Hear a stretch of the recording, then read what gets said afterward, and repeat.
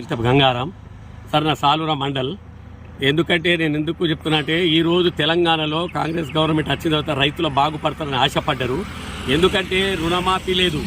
ఈరోజు బోనస్ అన్నారు, మరి బోనస్ వర్షాకాలం ఇచ్చారు, మరి యాసంకి ఇస్తారా ఇయ్యరా అది ఒకటి క్లియర్ చెప్పండి.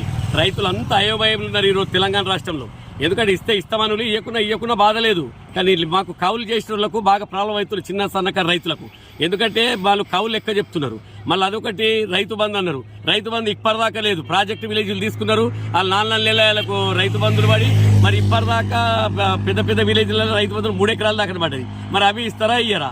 మళ్ళీ రుణమాఫీ పోయింది, అన్ని సగంకే చేస్తున్నారు. మరి రైతులు ఏంది అంత అయోమయంలో ఉన్నారు. గవర్నమెంట్ వచ్చేది గెలిపించింది మన కాంగ్రెస్ గవర్నమెంట్ ఒకటి.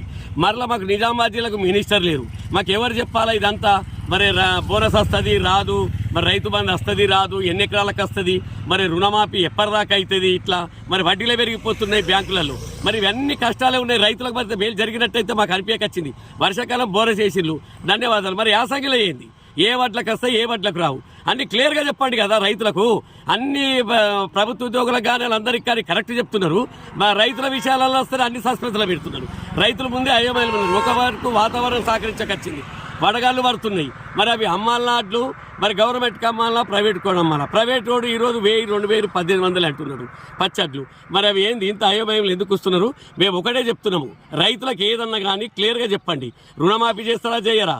రైతు బంధు వేస్తారా వేయరా? మరలా ఈరోజు బోనస్ ఇస్తారా ఇయ్యరా? మరి వచ్చే వర్షాకాలం కూడా ఇస్తారా ఇయ్యరా? మాకేమో కౌలు పెరిగిపోతున్నాయి. చిన్న సన్నకారు రైతులు అయితే నష్టాలలో ఉన్నారని మేము రేవంత్ రెడ్డి గారికి కోరుతున్నాం. మరి అప్పుడు టీఆర్ఎస్ అట్లా చేసింది, రైతులకు మోసం చేసిందని రైతులందరూ కలిసి టీఆర్ఎస్కు ఓడగొట్టిరు, కాంగ్రెస్ గెలిపించారు. ఇక అంతకన్నా ఎక్కువ మోసం అవుతున్నది మన గవర్నమెంట్లో, కాంగ్రెస్లో. మరి అందుకని ఇది ఆలోచించి ఏదైనా క్లియర్గా చెప్పండి. బాకులుంటే రాష్ట్రంలో మేము ఇయ్యమని చెప్పండి. అది రైతులు ఆనందపడతారు. ఏంటంటే అరే ఇయ్యకొచ్చిరు, మరి కావు తక్కువ చేద్దామా ఎక్కడ చేద్దామని ఈరోజు అన్ని సస్పెన్స్ పెడుతున్నారు. ఇది సస్పెన్స్లన్నీ వీడతారని మేము రేవంత్ రెడ్డి గారికి